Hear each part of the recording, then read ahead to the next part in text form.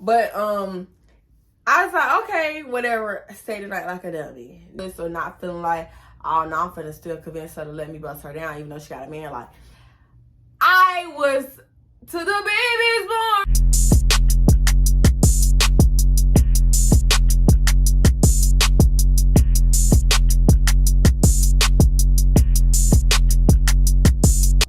I just want to say welcome back, Jews and Jems, to my channel. It's been like a week since I sat down and recorded a story time or a video, and I feel awful about it. But I also have been very busy at work, so I couldn't give y'all what y'all wanted. You know what I'm saying? I try my best every time. But no, let's get straight into it. My name is Shaye. The channel is just Shaye. I make travel vlogs, story times, try on hauls, day in the life, weekends, all type of stuff, really, honestly. And I used to make stripper vlogs. Today, as you can see, this is a story time. But before we start, this is a college story time. And for the people who don't like my college story times, that just baffles me, because all of my life experience, like 95% of it, came from when I was in college. So I do apologize unsincerely, because let's get into it. For my Jews and Jems, make sure you have your post notification bell on for the newcomers. If you like my video, like, comment, subscribe. Make sure you do turn the post notifications on as well, because you too be playing a lot. And for my 2 Live crew, what it do? Yeah. So it is currently January 2nd, bitch, what? April 2nd. And I was thinking about this story time yesterday when I was listening to Dej Loaf and Jacquees's album they had back in the days, and it kind of stirred up this memory.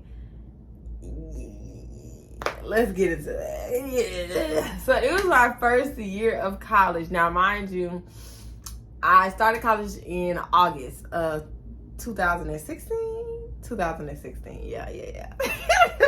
I'm laughing and smiling because I'm just like, whoa, I'm really finna tell the story time. Lord Jesus have mercy. So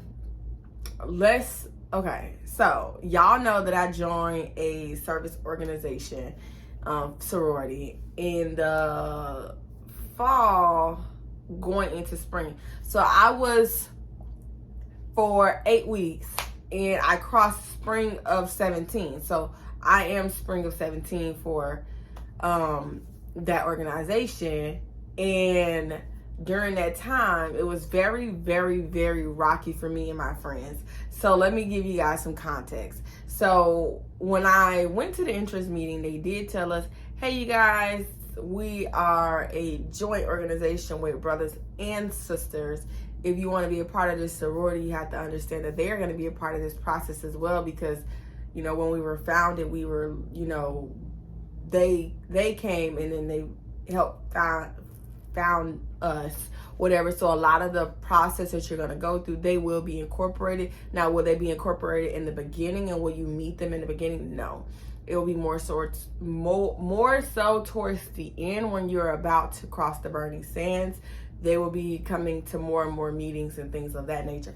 So I was fully aware of what I was getting myself into. And, you know, I'm kind of sugarcoating it again because I don't really know the statutes of limitation for that type of stuff.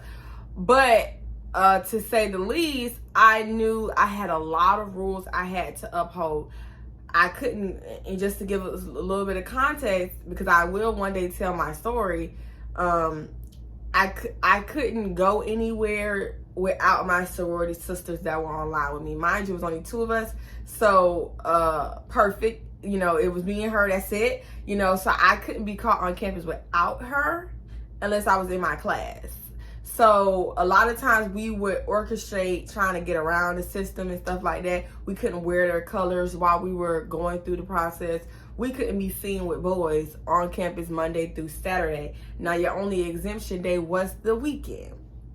So through this process, the boy thing kind of got really hard, because I was on a step team at the time, and the step team captain is a boy. So I had to tell him I was on this process for this organization, because you know, I was a part of, you know, practice like 3-4 times a week. And then, you know, sometimes if you couldn't get something, he'll just say, stay after practice, let's try to run it a couple times. Or like the early birds would be there and y'all would come up with a routine or help him like correct or fix the routine or whatever, whatnot. So there was a lot of times where I was naturally going to be around him. So my best solution was to make sure that I told my big sisters, and I also told him, because this is an organization I'm not going to drop because I'm trying to join yours. Like, no, you know what I'm saying? That's a dub.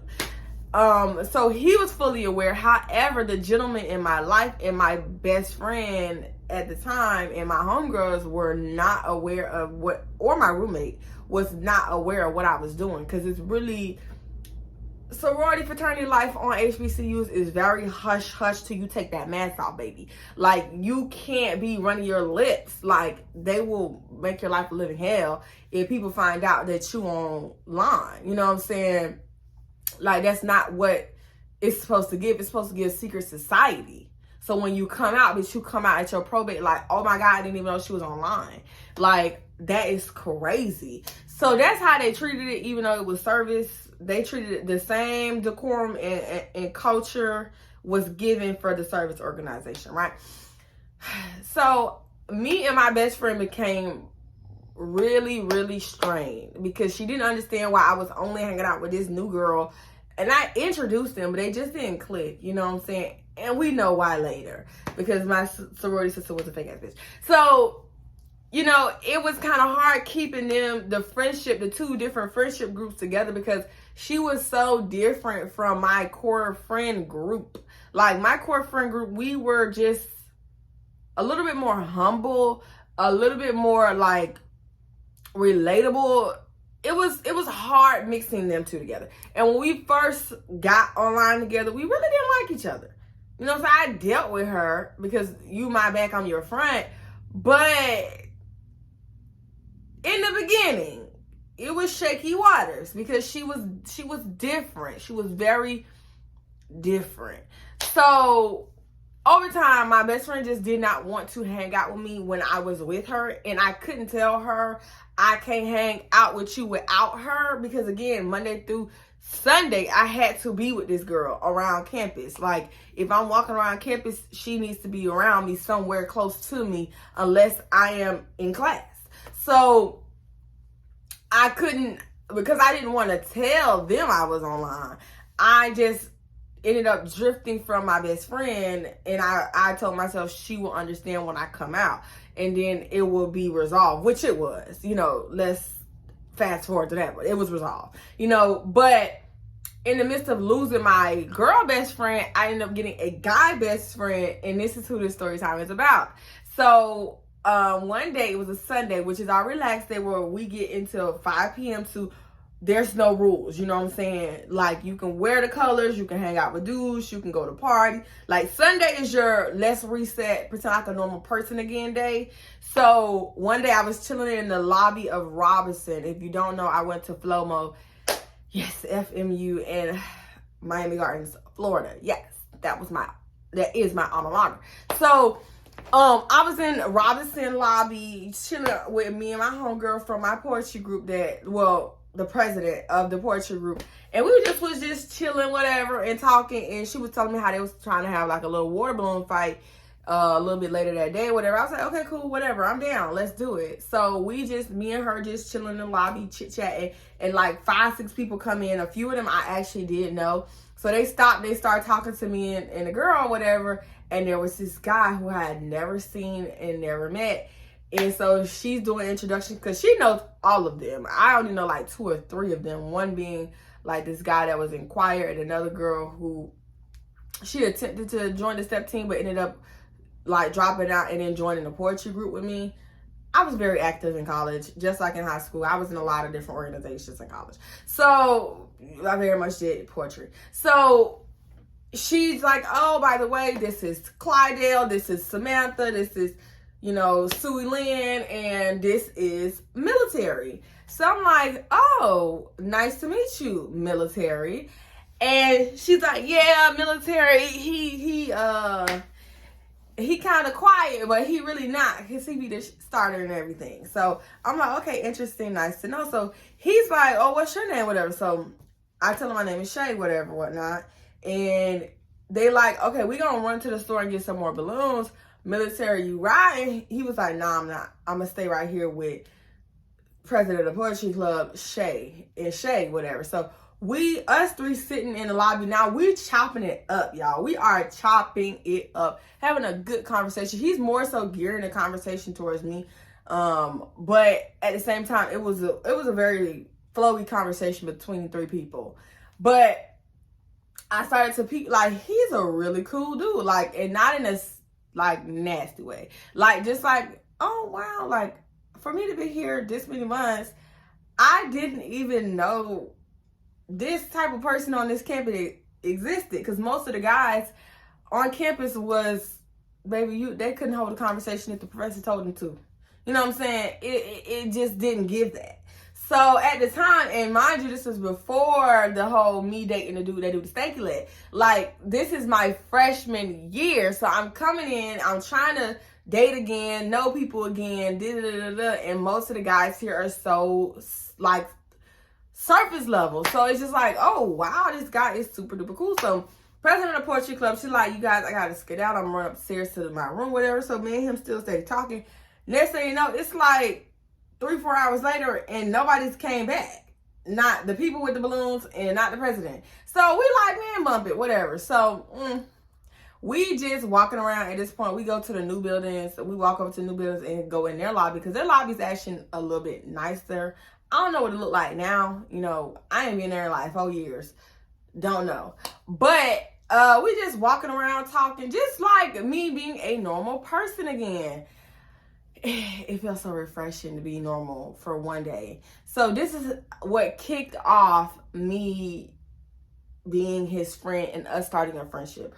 My job was on lunch for 8 weeks, probably like really 9 or 10 weeks, because then we had to do the whole week of crossing the burning sands, and then we had to do another week of just probate practice. So like week 2 or 3, this is when I met him.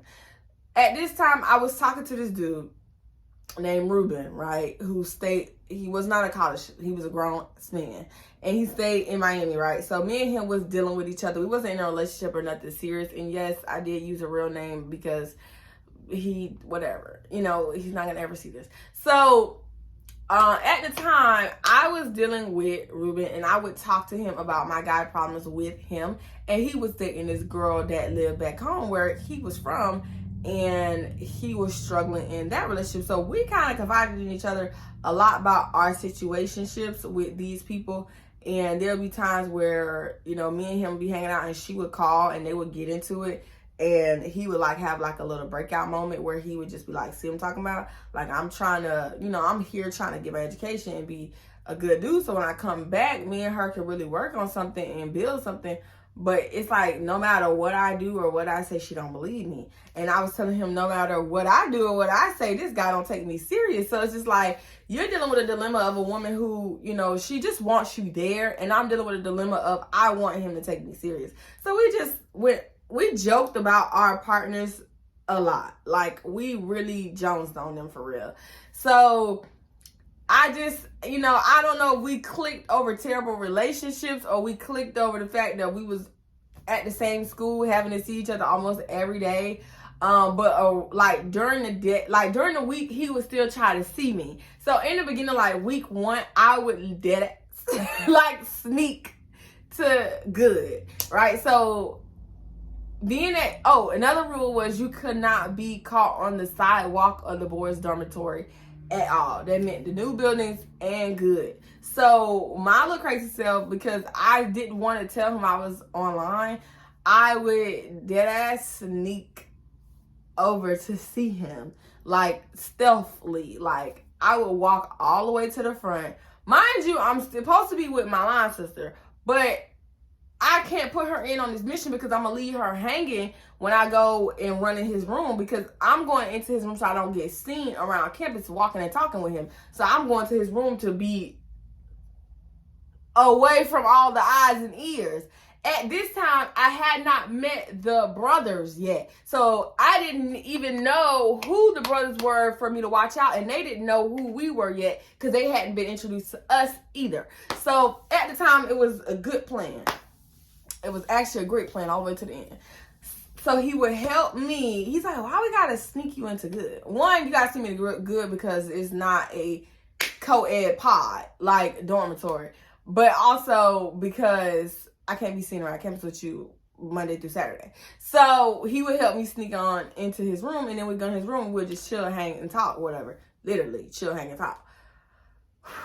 One day, it was a Saturday. I had just got this cute little sew and leave out girl bust down 24 inches. I was that girl. If I could find the video, I would show you.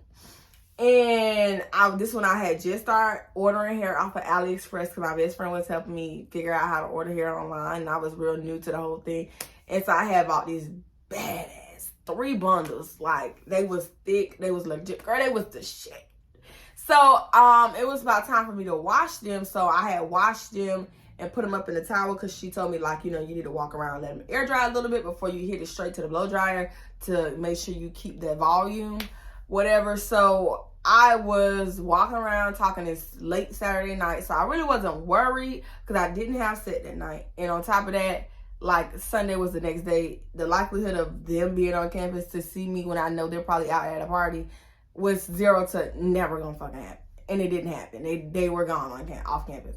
So me and him walking around again. We're in the new buildings, in the lobby, whatever. So we chatting. So at this point, he like, do you want to come back to my room with me so we can hang out and talk again? So I'm like, yeah, sure. I still had a towel on my head.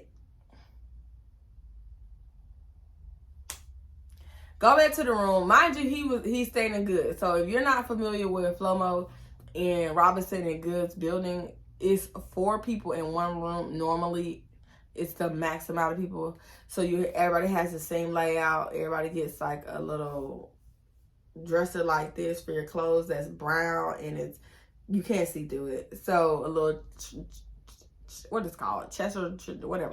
What is it called? Armoire. Yeah, get a little armoire. A bed, a double twin or a twin XL. A little study area and a mirror area. So his room, his bed was the last one next to the window. So you had to go all the way past the other 3 people in the room. So what the guys did that I don't realize why us girls never thought to do this. They would nail curtains up to create privacy for themselves. So because he was way at the end and nobody had to walk through here, his was all around all his stuff. So from the closet to the mirror area where his TV was at, he had like curtains nailed to the, not necessarily nailed, but probably thumbtacked to the roof where it was like he was like boxed in, so nobody could really see what he's doing in his entire space. Now his roommates, theirs was just around their bed because people had to go past them to get to their beds. So we would just chill there. And the reason why, let's go back to what I said in the beginning, I was so triggered listening to the Dej Low song is because he would play this Jacquees album. Mind you, at the time, I was in love with Jacquees. This Jacquees album or mixtape, or EP, I don't know what it was, but it was him. And if you know the album, put it in the comment section where he was at the dining table and, oh my God, I gotta figure out what this is. He was at a dining table, and this is the cover of the album, EP, mixtape, whatever it's called, right? And it was like purplish, bluish lights, and it said like Jacquees. I'm finna see if I can find this shit. I have to find it because it's gonna boggle me because I can't remember. Since you playing, that's what it's called. This one right here. That one, Since You Playing. So he would play that faithfully every time I was over there, right? So it would be playing in the background. We sitting on the bed talking or whatever. So this night, it was already Saturday night. It was late. So mind you, I told you I was supposed to be walking around letting my hair air dry so I can go and blow dry it later. Did not happen. We ended up talking and hanging out in his room so late I fell asleep. And he let me know, like, oh, if you want to stay tonight, That's cool by me. I don't mind. But I was like, okay, whatever. Stay the night like a dummy. Knowing I needed to blow dry my hair. When I woke up in the morning, my hair was so matted and tangled up, it was ridiculous. I had to take the hair out. I was crying. I was so sad. Oh, my best friend was like, oh, what did you do? What did you do? And I couldn't tell her. She didn't even know the guy. So I couldn't even, that's too much of a mouthful, and I was already in distress. So she just helped me cut it out. And like she did her best to boil the hair, comb and detangle it. We tried, y'all. We tried to save that hair. It was not savable. But long story short, that was the night where everything changed. Where I stayed the night in his room. Now, mind you, we didn't do nothing like the nasty, but it was the first time where we were like really close in an intimate setting. We would normally go in his room and sit on the bed, or like I would lay down and he would be sitting on the end of the bed. We would watch Dave Chappelle, something on Netflix. Like it was very platonic. A lot of the times we would hang out together, we would be on separate ends of the couches, or he'll be on one couch, I'll be on another couch, or if I'm sitting on the bed, he'll be laying on the bed. Like, it was never I woke up with him with his arms around me. So it definitely changed the dynamic of what we doing, because that was real cuckoo for cocoa puffs. Like, it was real, we must be friends, best friends at that, because I'm telling you a lot of my secrets, you telling me a lot of your secrets, and at this point, we call each other best friends. So, Mr. Military Man, what's going on? Do you know the military man? The military man? The military man. So, it was never spoken about the change, like, at that moment, but most definitely I decided to like tell him what was going on, like the real spill, the real tea. I then broke it down to him and told him, like, listen, I'm trying to join this organization and I'm online, and I can't be seen with you throughout I literally finally broke it down to him, and he was so freaking supportive, y'all. He was so he was like, so what we gotta do? Like, if I gotta sneak you, because it's food I couldn't eat. It was a lot of stuff, y'all. I'm talking about, I can't wait to tell my story. I can't wait to tell my story. Them people terrorized me. So, for me to only fuck with one of them at the end of the day. So, like, he was like, I'm gonna help you out. Like, listen, if you can't see me but on Sundays and you still want to see me, I'll help you sneak around. Like, it was, yeah. So at this point, we probably like on week 4 of me being in this 10-week process. We ended up next weekend. I came over again. He put on Since You Playing. That was our album. I don't know why. Like, every time we hung out in his room, he loved he loved the album just as much as I love Jacquees in general. Because I was stuck on the Dej Loaf and Jacquees album. Like, that was my heart and soul. You know what I'm saying? That album was playing every single day. Like, for me. I don't care where I was at. I was in class. I had a headphone in listening to Jacquees and Dej Loaf. Like, and when I hung out with him, we listening to Jacquees Since You Playing. Like, this was a Jacquees friendship. Jacquees was the foundation that held us together. I'm convinced. The next Sunday, here we come. Boom. So we sit and I'm trying to pretend like nothing happened. Cause nothing happened. Like, it wasn't like he played with a little kitty or nothing like that, or popped a little titty in his mouth. Like, it was nothing. It was like we went to sleep. I woke up. We was cuddling. So to me, I felt like, okay, we gonna ignore that and not say nothing about it. But the next time I came that Sunday to, come hang out with him, he like, we need to talk about what happened. And I'm just like, talk about what? Like, in my mind, I'm like, I'm finna let it go. I ain't finna say nothing. But he's like, nah, let's talk. So then we talked, and he was like, basically, I'm not gonna lie to you, I'm kind of feeling you. I really do enjoy hanging around you. I know you dealing with Ruben, whatever, and I'm dealing with, Olive Garden. So, like, what? Like, and I was like, I don't know. I still look at you like my friend. I know that you're not going to break up with her, and I don't first see me like breaking things off with him to, just jump right into something else, because I know your feelings for her are not something light. Like, he's known her since majority of high school. They've been together through high school, and he came straight to college. So it's like, for me, I feel like I would be playing myself. But he like, well, I still want you. I still want to pursue something with you. Like, even if it's just a friendship and we keep going what we got going on, I enjoy talking to you. I enjoy hanging out with you. So I'm like, cool. You know what I'm saying? Cool, whatever. You know what I'm saying? It's cool, whatever. So then he proceeds to tell me, like,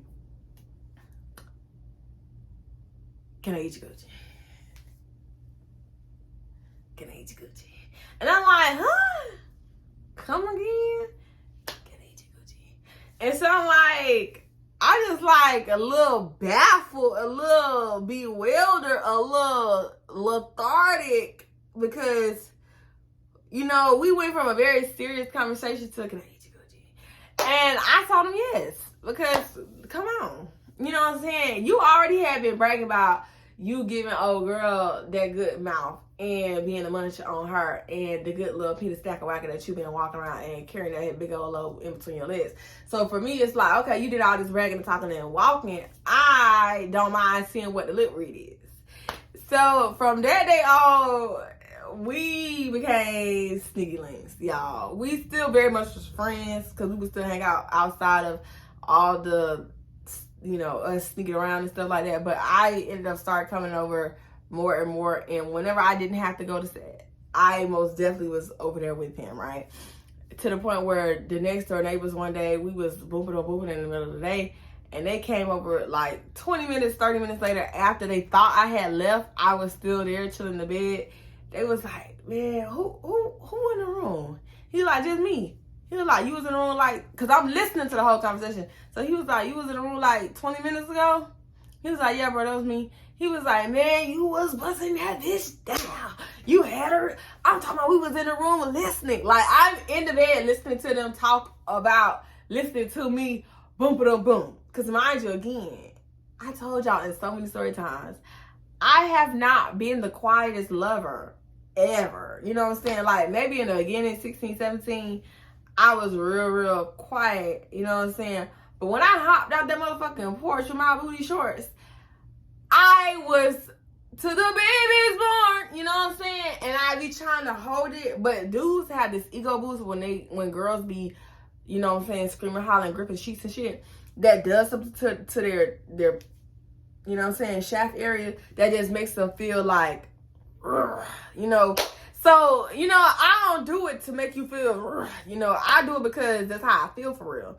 But I'm just listening to it. He like, hey, bro, like, I could tell he probably was, like, telling him or looking at him like, she's still there. Because he was like, oh, my bad, bro. You know, I was just trying to tell you, you did, you know what I'm saying? You put that bitch on her head. Like, I was just like, oh, wow, okay, that's embarrassing, because now I can't walk past the hallway, because then they're going to know I'm the bitch that got put on her head. So, it was a lot of moments like that. And on top of that, like, we used to walk to the store together. One time we had got this Uber. We was waiting on this Uber, and it was taking forever, and we just wanted to go get some food. So, girl, we left, and we walked together down the street to get food. Now, mind you, when you first come to Flomo, they would tell us don't be walking the streets outside of the school because it's real dangerous and ghetto and they will rob you.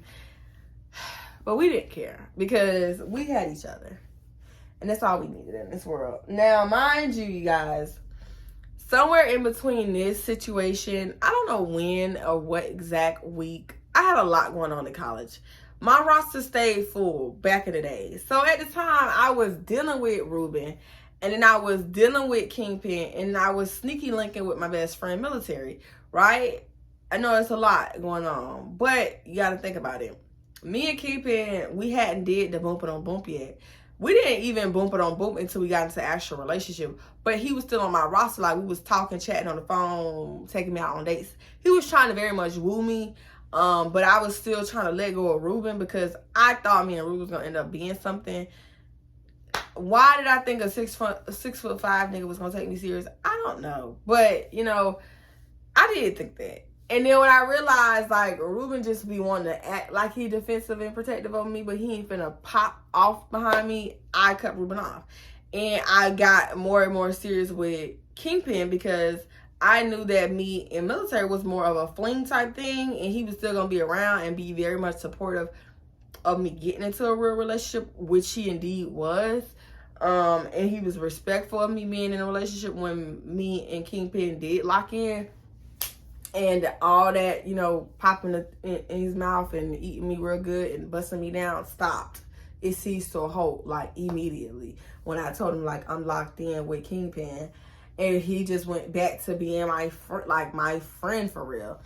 And that was so crazy because I never seen a guy be so, like, strong in his manhood and not feeling jealous or not feeling like, oh no, I'm finna still convince her to let me bust her down even though she got a man. Like, he stood on business and he was respectful about it. So it stayed that way up until he left Flomo. And we rekindled, like, once when I came back to Miami. What did I come back down there? I don't know, because my friend was still there when I graduated. So I went down there for her birthday. I went down there for homecoming. That's what it was. I went down there for homecoming 2020, right before the vid hit. Yeah, and we seen each other. We had a good little conversation. We talked, we hung, and we did the little boom, boom, boom. Yeah, we did. Yeah, we did. Yeah, we did. And we had each other on Snapchat. I don't know. He just don't post no more, or I think I blocked him. I don't know, because I'm petty like that. I'm petty like that. He's still in the military. We did converse a couple times. And he was just telling me how his life been. That was over Snapchat. That was like maybe a year or two ago. I hadn't seen him since then. Again, I could have probably easily blocked him. I just don't remember that I blocked him. Because I'm petty like that. I'm not going to lie to you. You do or say one thing, I will block you. But he was real good people all the way into the end. He was very respectful. And I will say that even when me and Stanky Leg got together, he still was respectful again. He never pushed up on me. He came to my probate. He was very supportive. He was happy for me. Like, he knew how hard I had been working to join this organization and the bullshit they took us through and the amount of fucking terrorizing they gave us to join this fucking dumbass organization. Like, he was there, standing there clapping for me at the sidelines, and I appreciated him for that. And that's why I say, like, we were actually friends outside of the bedroom, boom. Because it started on friendship. Did it start on us relating over toxic situationships? Yes, but I appreciated him. I had some good experiences. Every situation I walked away from, I didn't walk away hating the person. I didn't walk away feeling like I got played. Some things just was an even exchange, and when it was time to leave, it was time to leave. Simple as that. And I felt no hate or no vengeance behind it. Ooh wee. Oh my God, I'm so sorry, y'all. I was holding that yawn in and it was killing me. But yeah, that's military. That's military for you. Yeah, if you so happen to cross this video, I hope you're doing well. I don't know if you still have the puppies, but I hope they're doing well as well. Life for me is good, as you can see. I'm a crazy fool. Don't mind me, you guys. But I love you. If you made it all the way to the end, let me know if you ready for me to tell not that story time, not the crossing the burning sand story time. I cannot give y'all that story time yet. I got to really do some research, because the things that I'm gonna tell y'all, the real spill and the real deal about these motherfucking torturous 10 weeks of my life that I will never get back, is quite illegal. So I'll tell y'all about how I met my first gorilla. That's, we gonna give, every org gets a nickname. You know what I'm saying? Some do the stanky leg. Some be in the jungle.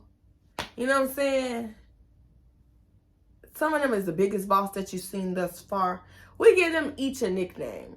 But at my probate, one of my brothers was also part of a D9 organization. And I ended up getting twisted and turned into something in my eye. I ended up getting twisted and turned into a situation with him, which went on until I left school. If you want to know that story time, I think I don't owe y'all any other story. If I owe y'all story time, don't comment y'all want the gorilla in the jungle story time. Comment a story time that I may have told y'all I was going to give y'all and I forgot to give y'all. Because, life be moving real quick for me. So I don't want to say I was supposed to give y'all something, I didn't give it to y'all because I forgot, and then y'all didn't remind me. Because how dare you not remind me I'm supposed to give you a story time. Yeah. But until next time, Jews and Jems.